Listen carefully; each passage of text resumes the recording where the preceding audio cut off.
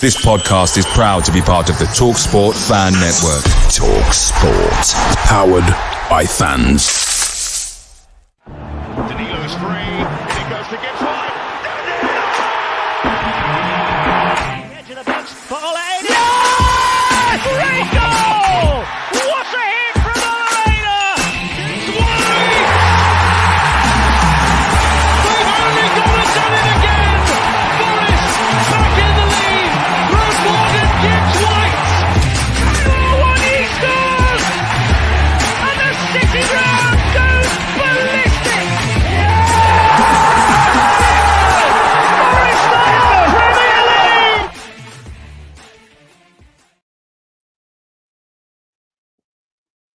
Hello and welcome to this midweek edition of Roadside Le Trent, where we're going to look ahead to our fixture against Wolves at the weekend before already the first international break of the season. Good times. I'm joined by Adam Wicklow tonight, my host Christian Brown. How you doing, Adam? You good? Yeah, good. Thanks, mate. Yourself? Excellent stuff. Yeah, all good. Thank you. I'll see a few bits of recap before we delve into our little Wolves preview. Starting with last night. So Forest exited the Carabao Cup at the first hurdle. However, it doesn't necessarily paint the full story. Forest made 10 changes to the team that beat Southampton last weekend and held Newcastle to a 1-1 draw. Pretty much full strength Newcastle too, which is there's a lot of positive to take from that. And unfortunately, we lost on penalties despite being in a commanding position, which is very, very Forest. That was a Forest of old that came out in that shootout yesterday, Adam. But Adam, from what you saw of it, I mean, what did you make of it? I mean, personally, it was weird because obviously we technically drawn, but we've lost because we're out, but we haven't lost in 90 minutes. So it's a bit weird. But I thought that yeah, it's a lot to take from that positively. I thought that the new boys did very well, and yeah, it looks like we look a lot better than we did this time last year. Put it that way. Yeah, I will tell everyone that I didn't watch it like in full attention. I was working and it was on the big screen whilst I was working. So kind of don't like lynch me in the comments if I'm like horribly wrong. But from what I saw was really positive, other than like them going through on goal after we'd kicked off and they scored. Obviously lots of negatives towards Carlos Miguel where he could maybe push the ball out a bit further, but like we get completely suckered in to the Newcastle attack and Isak through on goal and Willock's got a tap in there. But I think we recovered really well. I thought the new guys came in and kind of laid a claim down for a shirt. Nice to see Jota Silva and Ramon Sousa get a go. And Jota Silva, I mean, my mate named him Portuguese Grealish, except he just goes around kicking everyone and it's great. What's not to like about having a ratty winger like that come into your ranks? Yeah, he was very physical. I think also he won quite a lot of long balls as well. Like, he doesn't look like the type to win a header, but he won more than his fair share last night. It was very surprising to see that.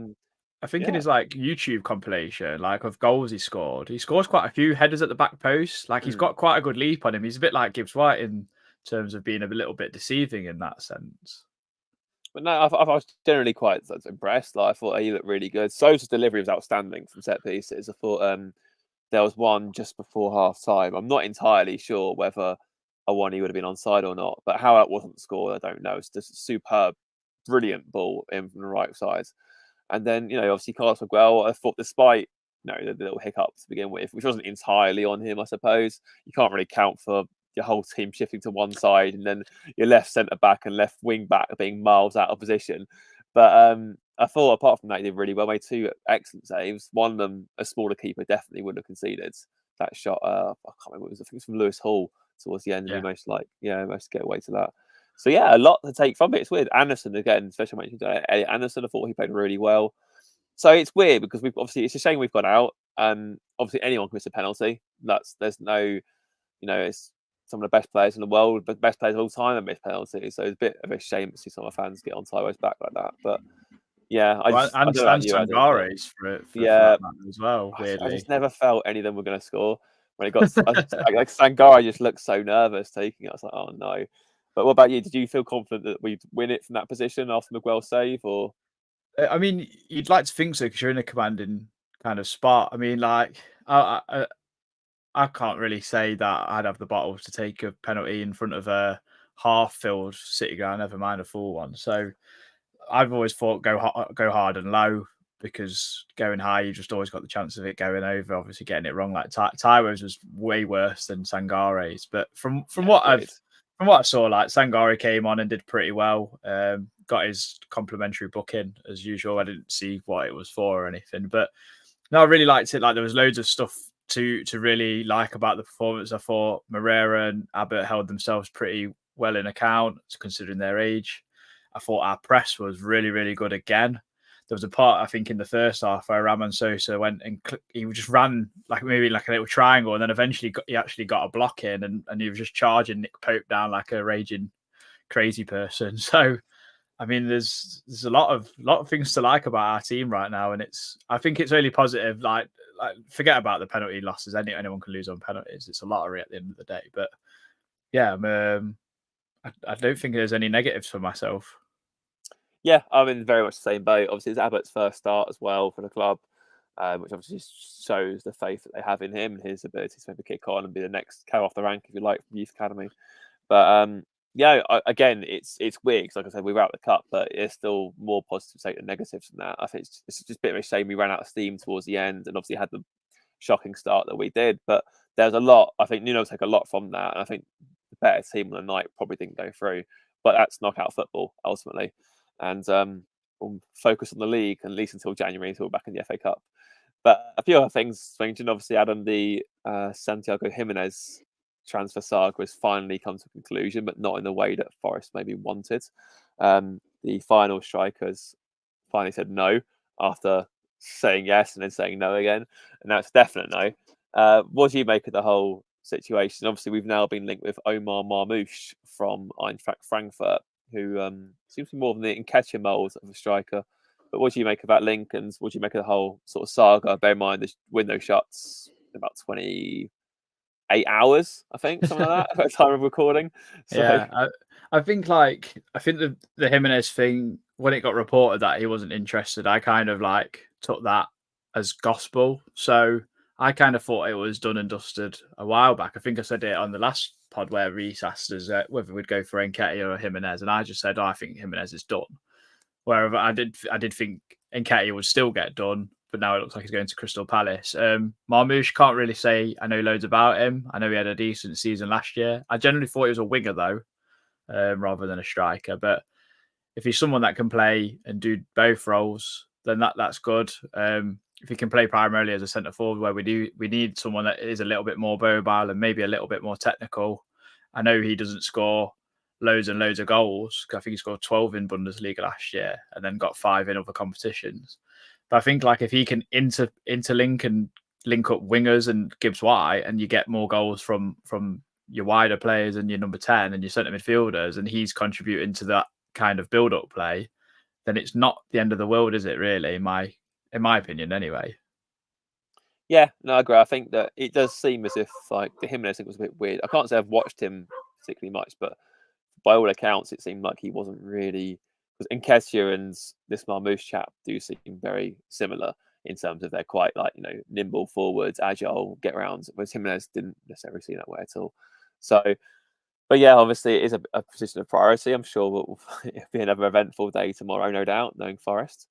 But the other big news to come out from the club from the last few days is that Morgan Gibbs-White, ahead of a fixture against Wolverhampton Wanderers, of course, has received his England cap for the first time, England call up for the first time, which I think is brilliant. It's the first Forest player since 1997 to get a call up, and it's so well deserved. He should have been in the preliminary squads for the Euros ahead of James Maddison. Why he wasn't is football terrorism as far as I'm concerned. And yeah, I think he's got nearly 40-odd goal contributions for a side that's been 16th and 17th for the last 2 seasons. He's been our talisman. He's been immense. And yeah, I'm absolutely delighted for him. Adam, what do you think? I think it's been kind of bubbling under the surface as such. So when Lee Carsley got in, my red hot take for the season, I said this on another pod and I forgot to say it on our pre-season pod, that I thought Gibbs-White would get a call up at least. Maybe not get a cap, because he's obviously got to play a game to get a cap. But I just think how Lee Carsley set up, and Gibbs-White was so pivotal in that Euros winning campaign under Carsley. I mean, there's no surprise that Angel Gomez has even got a call up as well, and it's good to see Carsley look at these sort of players where they should get a chance against these lesser teams. Like, why not? Do you know what I mean? Like, but I'm really happy for Morgan. It goes to show that you don't need to be at one of the big six clubs or anything like that to get the England call up. Look at the last Euros squad. It had like 5 Crystal Palace players in it, and they finished mid-table. So there is a pathway for those players. It gives us a little bit more leeway if we want to renegotiate a contract, because you go, well, we don't need to leave to play for England, but he might want to leave to obviously play European football. But you never know. Like, stranger things have happened. We might storm up there somehow and start playing teams in like Bosnia or whatever. But which is a pipe dream. So yeah, no, really happy for him. Really happy for his family and everyone that's obviously part of his camp. And it's great to have a Forest player in there since I think it's 1997. I saw a BBC report. So yeah, it's mint, isn't it? No, it's brilliant. I'm really, really pleased. I just think it's just been so well deserved. I think I know obviously that position's very full. I know obviously Bellingham's out injured at the minute, so that's maybe had a part in it. But the way he's performed, he should have had at least a sniff recently. And the fact he hasn't done anything until now is a bit of a joke, really. I completely got his anger when he was left out of the preliminary squads. Obviously, we saw his Instagram story, but it was completely justified. Like how the Maddison selection, it just made me laugh at Southgate. Like, 'cause when Maddison and Grealish were ripping it up for Leicester and Villa respectively, they were nowhere near the squads. And yet, when they went to Spurs and City and were nowhere near the level they were before, they're on the plane. It was like, well, you can't say to people that who you play for doesn't matter when it clearly does to you. So, but that's just one of my many gripes with Southgate, who's now thankfully departed. But I'm intrigued to see how it goes on those games. I think obviously with Anthony Gordon there as well, he was a key part of Carsley's team. Cole Palmer as well. Yeah, Cole Palmer should be quite an exciting. It might be quite nice watching England actually attack teams rather than just sit back. I think Carsley's definitely gone for like players he's worked with, because Levi Colwell's in there as well. So it makes sense in that sense that he's got players that have won things, because at international level, because not a lot of them have, not even in the under-21s. So it bodes really well for that mentality. And I think I'm really actually quite interested to watch England in these games. And normally I'm not. Yeah. And normally I'm just kind of put them to one side, kind of go and do something else for a bit. Might do a pod here and there to keep us ticking over. But no, otherwise I wouldn't be so bothered about international games until the tournaments. But I am under Carsley because I watched that under 21s campaign so closely, and it was brilliant to watch. So I'm very, very excited for England's future. Me too. Yeah, fingers crossed it can finally take us over the line. There has been one other link, actually, I must say, with it looks like James Ward-Prowse going back to Southampton, so there goes that link. But is it Bove or Bove? I don't know how you pronounce his name at Roma, who basically seems like the Roman Ryan Yates, effectively, from what you've read into him.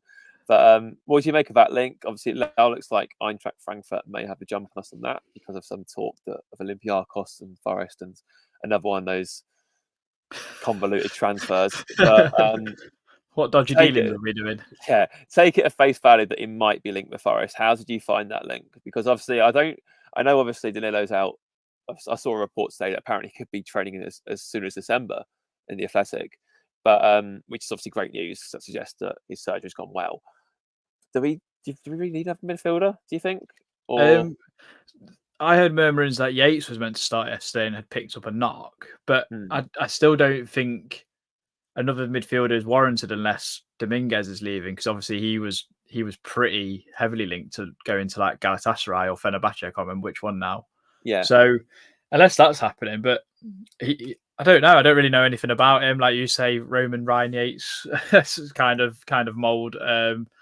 I feel like he's someone that would be for the future rather than for the now.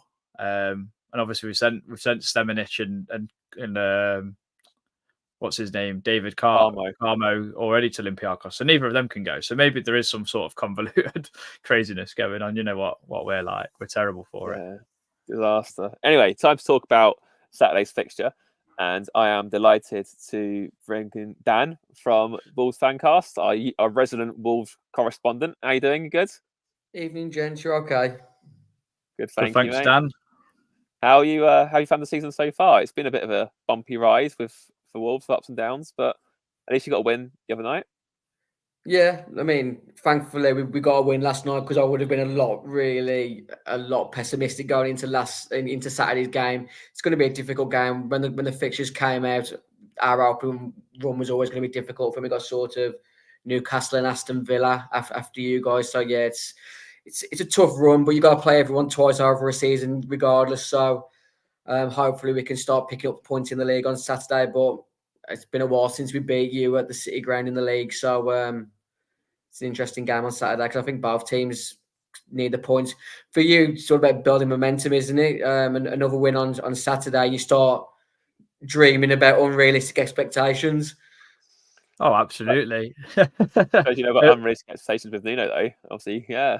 He's got it in his locker. He gave me the best times I've ever had in my lifetime as a Wolves supporter, and I wouldn't begrudge him to do it again. But I'm hoping that my team can finish top half this season. And then it's just a lottery. I said it last week before the Chelsea game that Chelsea are an absolute lottery of a team. There'll be times this season where Chelsea win games by 4, Chelsea lose games by 4. That sort of side. They've got a lot of great individuals, but the team chemistry still isn't there. We should have gone 2-1 up against Chelsea in that game on Sunday, and we ended up 6-2 was frightening. Yeah, I was going to ask you about that, Dan, actually, because on the highlights, it seemed like Wolves were right in it and had lots of chances as well. But then it seemed like Chelsea were just very, very clinical in the chances they had. Yeah, it was a great game for the neutral. For me, sitting in my seat when it went sort of 3-2, 4-2, 5-2 in the space of X amount of minutes, it was frustrating to see because we'd had such a good pre-season in the build to it. We lost 2-0 away at Arsenal on the first game of the season, but we had 2 or 3 decent opportunities on that day, so that could have ended up with a different result. But it's difficult. Gary's trying to transition to a back 4 that many Wolves managers have tried in the past, and it just doesn't seem to work. Obviously, we let Max Kilman go to West Ham, and we're still not replacing. We brought an 18-year-old French centre back today for £5 million, which is another one for the future. But you know yourself, you as a fan, you want oven ready players that can jump into your starting 11 and upgrade your current players, not ones for the future. Especially when you're not, a Man City, Liverpool, Arsenal who can buy players as projects. You want players who are ready made, and this seems to be where our ownership is letting themselves down over recent years. We are close to signing the Brazilian midfielder international Andre from Fluminense, who looks really good midfielder, but I just said, we need a fucking centre-half. What are you doing, Wolves? Go and buy a centre-half. Get Willy Bolly back. Just get a proper centre-half. Hands off, Willy. Yeah. Big Willy alone. Pause. Yeah. I was going to actually ask, because it's been a bit of a... Will you think it's fair to say that Wolves are currently in a weak position they were at the start of the window, obviously losing Kilman and Neto? I know obviously Andre Chap's coming in. I know half the Premier League will link with him, including Forest. Obviously, Brazilian Forest sort of goes hand in hand. But where do you sort of see things? It seems like you said, you've signed a few project players. I think there's that right back from Brazil you signed who looked really good in pre-season, very exciting attacking player. But in the here and now, obviously you talk about oven ready players. Do you think you're in a better position than you were at the start of the summer? I could have tried to have sold you a blag where I thought we were roughly around the same, but losing 2 players like Max Kilman and Pedro Neto, I talked just about you want players who can upgrade positions in your starting 11, and losing our captain Max Kilman and Pedro Neto, I'd be naive to say that we've not been weakened. I don't feel Max Kilman's ever got the praise that he deserves. I've been one of those Wolves fans. I've never given him the praise that he deserves. I feel like we're all a bit ignorant when it comes to players coming through like the academy and stuff. Everyone wants that £40 million Brazilian superstar, don't they? The majority of the time. But Max Kilman's a solid centre half. I mentioned just that Gary O'Neill's trying to transition us to a back 4. I don't feel Max Kilman's a solid centre half in a back 4. He may do differently at West Ham with better centre halves next to him, but we found last season when Craig Dawson wasn't next to him, he just wasn't anywhere near the level that he should be. And everyone knows the capabilities of Pedro Neto. He's a special player. He's won games for us sort of single-handedly in the past 12, 18 months when he has been fit. But the money that Chelsea threw at us, it was too good money to turn down. Yeah, I've just seen, Dan, as well, like it looks like the Curly O show deal might be off because Burnley are asking for like 40 million quid, I've seen someone say. Do you expect you guys to obviously dip your toes back in the market for another winger to try and replace Neto, and do you know where you might be looking? I mean, there's a possibility. You know, as soon as you become an established Premier League club, your club gets links to X, Y, and Z every half an hour on social media. You know, clubs will use your club's name to try and, you know, just generate interest in a player that club are trying to get rid of. At the moment, for me, it seems like we're trying to get rid of a few players to try and open up some slots in our allocated squad, so you can only have X amount of like foreign players, can't you? And so you build like your homegrown up. I feel this is why Wolves are trying to bring in Sam Johnston at a lot of not all costs, but they're really driving forward to try and make that signing happen. That'll allow sort of you'd expect Jose Sarr to leave there, and he's been linked to Saudi Arabia for well over 18 months now. So if you bring Sam Johnston in, Jose Sarr leaves, that opens up your quota for non-EU players then. So it seems like the club have got some sort of plan, but they're leaving it late. I'm going to ask about Johnson, actually. How do you feel about a Baggy being in goal for you? I just don't like to think about it in any aspect of it. I mean, for me, he's the better of two evils, because I would have. I mean, I'm fucking bald, and you know me, Christian. I'm an angry little man. Seeing Aaron Ramsdale put on a Wolves shirt would have sent me in a lot fan as well. Yeah. Well, it's not just the fact that he was an Albion fan. In previous seasons, when he's played against Wolves and Arsenal have got victories over us, he's done like the Albion, like boing boing to our fans. And there's just like you appreciate banter. You love it when your players doing that against an opposition. But when it's being done to you, it sends you to another level, doesn't it? And for me, I just don't feel he's even that good a goalkeeper. I don't feel there's much between Aaron Ramsdale and Jose Sarr. I'm not sure what your fan base will think, but if you look at sort of some stats that are out there, Jose Sarr is clinically a better shot stopper than Aaron Ramsdale. And I don't feel there's much in it with their distribution with their feet. Aaron Ramsdale cost Arsenal the one game last season against Brentford, didn't he? I don't know. Did he finish a draw against Brentford? I think they ended up winning it in the end, but he was at fault for a goal. Yeah, so I mean, he's got it in his locker to cost you points. And for me, the money that Arsenal wanted for Aaron Ramsdale wasn't the sort of money I want Wolves to be spending out of their budget when a centre half is still, for me, the main priority. Yeah, so someone in the comments, Dan's asked if Wolves are for sale. I don't know where that's come from or anything, but I may as well ask it. It would the murmurings look like it, but from what our ownership keeps on sort of selling in the media is that they've got no intention. It's public knowledge for the last sort of 2 or 3 years, maybe just after the pandemic, that the owners were sort of seeking additional investment, but that was only for a small stake in the club. But I feel, obviously, with our owners being Chinese and part of their, like, Wolves being part of their portfolio, was massive for them in regards to sort of advertising and marketing. So they've built like a big esports brand off the back of Wolves. I don't feel Wolves are sort of close to being sold, or there's imminent sort of interest for a future buyer. But similar to everyone, if a Saudi or a Qatari person comes out of nowhere, and any clubs for sale, aren't they?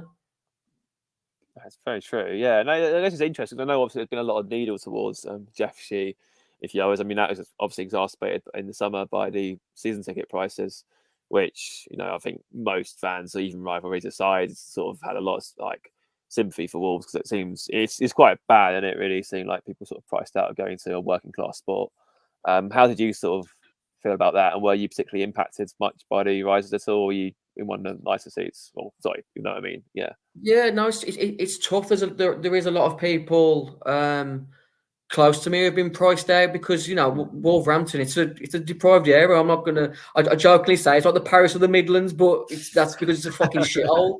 Noni Madueke on his Instagram last weekend said Wolverhampton was a shit place.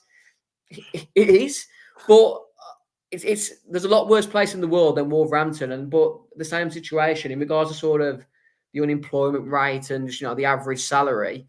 The prices that Wolves have risen their season ticket prices is unsustainable for a lot of people. The game last weekend at home to Chelsea was I don't think it sold out in the end because the highest match day ticket was £71. £71 for a 90-minute game of football for people in Wolverhampton isn't sustainable. It's especially when it's so readily available on TV nowadays. For me, I'm going to say I'm lucky. People might, frown upon that. I've got no kids. I don't want kids, so I've not got that sort of that financial burden that children bring on you. I'm an only child. I know what a sponge I've been to my parents. So to bring that sort of sponge in again on a different generation, it's tough. I live what I'd like to class as a nice lifestyle, but bringing in children and then having to be able to afford to take me and a child to football, it's not feasible for me, and it's a shame because of how much money the Premier League generates to charge these sort of prices. It's getting out of hand now. But myself, like a lot of people I know, are addicted to football, and until it becomes financially unreal to pay, people are going to pay. It's a mental health thing for a lot of people. A lot of people need football as their release from their Monday to Friday, Monday to Sunday work life. You touch on a massive point there, Dan, because I was literally about to say football isn't just about the actual game. It's like the whole before meeting up your mates and all that sort of stuff. And something Wolves did amazingly. I can't remember the guy's name, so you might be able to jump in. But he did the thing where he wrapped the scarf around his head and basically like if people wanted to come and chat. And there was so much good like feedback and positivity from that, especially to the one Wolves fan. I think he come up to him and he said like, I come to games on my own, blah blah blah. And then I seen like a group of people saying like trying to reach out to him to invite him to their group of mates, and like that's what football is all about at the end of the day. So you saying about it becoming potentially unsustainable to afford in an area of the country which is not enriched with lots of like nice things or whatever, or as Madueke called it, a pigsty. Then like, do you know what I mean? Like that, it is like a damning thing, but that was something amazing. I almost shed a tear at that because obviously mental health is a close thing to a lot of people, whether they like it or not. Yeah, massively. That was like the Wolverhampton MC Reaper. That was it, yeah. He did like a content piece where he was outside Molyneux on a match day. And you mentioned it there, like sort of Adam, there's people there. And I think it was what's the word? People who work for ambulances. Oh, like St. John's. Oh, like emergency workers. Yeah. Yeah, no, the people who actually constantly in ambulances going to emergency services begins with a P. Oh, I couldn't tell you. Yeah, I only apologise for my stupidity. I'm not just a preface. But he said he travels from like Warwickshire to Wolves games on his own. He has no sort of friends or family that go with him or support Wolves. So like that was his main sort of bit of enjoyment and release in his lifestyle. And there was also, I think it was Wolves versus Luton, the actual match day was, and there was Luton fans who went up to him and said like, "You're doing a great thing here, keep at it." And the thing that was really frustrating, that content piece was basically pushed by the Wolves Foundation, which is the Wolves official charity. But the Wolves official charity is a separate entity to the club. So the Wolves Foundation charity basically have to raise their own funds to help our community. The club don't fund the charity. So it's poor, really. I mean, I don't know. There's got to be some sort of like tax incentive for the club to help them. But the foundation has to raise their own money, and for them to put out that content piece and for it to be so well received, and then literally a few like weeks, maybe a month after that, the release of season ticket price is just like you you're read the really, room, yeah. really poor Wolves. And Wolves is a one city club. A lot of people rely on Wolves to have a bit of enjoyment. We don't get a lot of enjoyment a lot of times, but it's still your Saturday 3:00, isn't it? Well, Saturday 3:00, Sunday 2 p.m, Monday 8 p.m, all that. It is getting out of hand there. But I haven't got a close relationship with my dad, but I sit next to my dad, and we've been seeing ticket holders. This will be my 30th years of seeing ticket holder now at Wolves. And if I didn't have Wolves, I don't really know what relationship I'd have with my dad, because I'm not sure what your guys' relationship with your fathers is. But if we haven't got football to talk about, there's not a lot to talk about, because we're so similar and stubborn that if you're not talking about football, you're arguing over politics or X or Y or Z.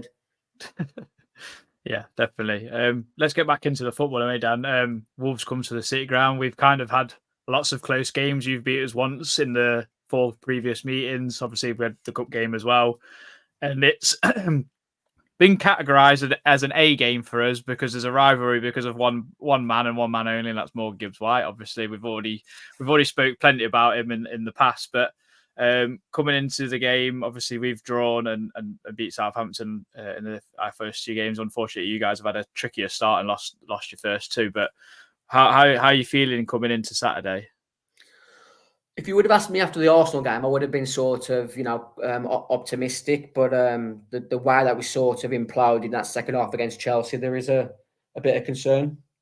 Couldn't really tell you how Gary's going to line up, until you hear the pre-match press conference tomorrow. But for me, I wouldn't begrudge him if he went back to a back 5, because I think it gives us that more solidity at the back to allow our sort of forward players to sort of be dynamic on the counter attack. But like I said, like you just said, we've not got a good recent record at Forest in the league, so it's going to be a difficult game. But it's still 2 teams that I feel I'm capable of both winning 2-3-0 on that day in this particular fixture, home or away. Definitely an interesting one. I think I was there, for the last time Wolves won. I'm pretty sure a Phobie scored later on, or so. I think we were 2-0 down, and we ended up losing 2-1. It basically killed our playoff season that year, and I think you went up. I can't remember. But there's been a lot of draws recently, What's your sort of prediction for Saturday? I know obviously you said about looking at a team, and obviously Wolves might put a rabbit out of a hat in addition to Andre, who, as someone in the comments just rightfully said, could be one of the best deals of the window.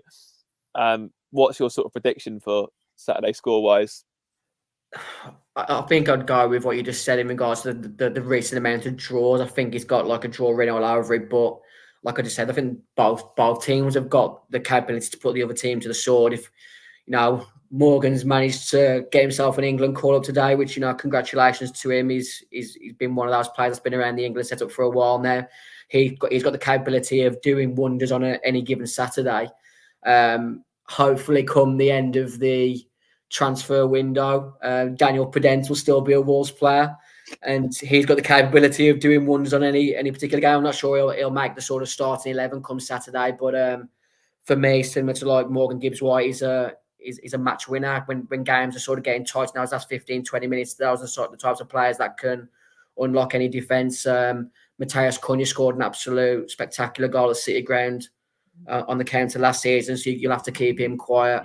Chris Wood's always been a bane in Wolves' defence, whether it's been for Millwall, Burnley, yourselves. So it's going to be difficult to keep him quiet. But it'd be a tight game. It could be similar to last season where it ends up something like 2-2. Is Matheus Cunha like that man now that's got a bit more responsibility on his shoulders to produce something from nothing? Like with Neto, he had that blistering pace where he literally from stop to start, it was like nothing. He'd just be in full pelt acceleration kind of thing. So you've kind of lost that weapon almost. And Cunha's a nemesis now. I think he scored 3 goals last season against us. He must love playing against us, which is really annoying. Yeah, you mentioned sort of his responsibility. He was sort of linked to the captaincy when Max Kilman left. Obviously, Mario Lemina has taken over that role since. Pedro Neto was, like you just said, he was like a bit of a cheat code in certain elements. That sort of outlet what you need on the break. I mean, we beat Man City at home last season 2-1, and pretty much both goals was Pedro Neto was involved to a degree. The first one especially, where he basically just dusted Nathan Ake and Phil Foden on the wing before checking in and managed to get a deflected goal to put us in front. Matheus Cunha is a different type of player, but for me, he's even with Neto last season, Matheus Cunha is our best and most key player. I said when Pedro Neto left the other week that if he could somehow magic something positive out of that transfer fee, would just be keep Matheus Cunha fit. I think if we can keep Matheus Cunha fit, then top half's not out of reach for Wolves, and then it's just being clinical in those moments in the season where you're going away to teams like Chelsea, Tottenham, West Ham, and then picking up points there. And it's all important that you have a good home form, which you guys all well know about that. Yeah, well, hopefully we can sort of bring that back a bit this season. Obviously, it's not been, we had a few dents in it last year, but fingers crossed events on Saturday. But I know you've got a zip off pretty soon, so many thanks for coming on. Just before you shoot off, though, a score prediction on the spot. Yeah, I'll go with 2-2. I think it might be a repeat of last season. Morgan's probably going to be involved in some sort of fancy Premier League goal or assist contribution. So I'll say 2-2, but I think that little magician Daniel Podence off the bench might be key come Saturday if he's still here come the end of the transfer window, because he has been linked to Saudi Arabia in the last 24 hours. He doesn't spit on anyone on his way through, of course, but yeah. Just a blow, lads. Yeah.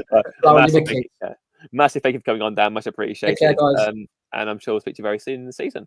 Cheers, mate. Bye. Take care. So, Adam, did you take that? No, No, absolutely not. No, win at all costs. We need to get our home form back on track, because last season it was a little bit disappointing, wasn't it? Really, in a lot of respects. And if we're going to progress, a team like Wolves, we have to beat at home. They're amongst the pack above us, and if we can start beating teams like that, home or away, then the green shoots are all pointing in the right direction. I'm interested to see how we line up, because obviously I don't know if you've seen this, Christian, online, lots of people replacing Nico Williams, and then obviously putting Moreno at left back and Aina there, Jota coming in for Alanga. What do you make of it? Because obviously Nuno kind of threw a little spanner in the works in having Anderson in central midfield, not Milenkovic kind of. That wasn't a surprise, but Anderson thrown into the mix was a surprise. And I thought last night he was okay. I think he maybe got taken over by the occasion a little bit playing against his boyhood club. Made a few mistakes, but generally looked pretty good. And I know you've had your reservations about him, but it's clear to see that we look like we're going to play him central midfield a lot this season, which I thought he would anyway, because I just think I think down the middle is his best strength, really. Yeah, I think so. I thought Anderson played well last night, to be fair. He does seem to he played very well against Southampton too. I guess 3 games a week, I suppose, given the options. I mean, Dominguez looked like he barely moved after the big game yesterday. He ran himself into the ground so much. So if Yates is, has got a slight niggle, then yeah, it probably will be Anderson. So I think he came off as well towards the end, I think. So maybe that was with Saturday in mind, perhaps. Yeah, I think I kind of agree with what you're saying, really. I think we can win that game, definitely.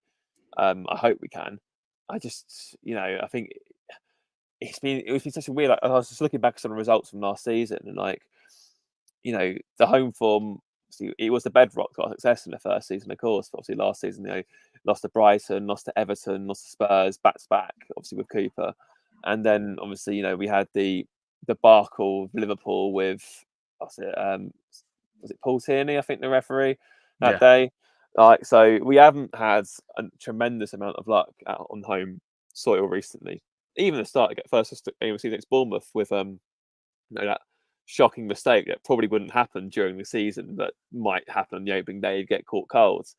So yeah, I'm optimistic that we can get something out of it. And as for the team, though, I don't think it'll be too different to Saturdays. I'd be amazed if Moreira started over Williams, for example, at right back, or Aina for that matter.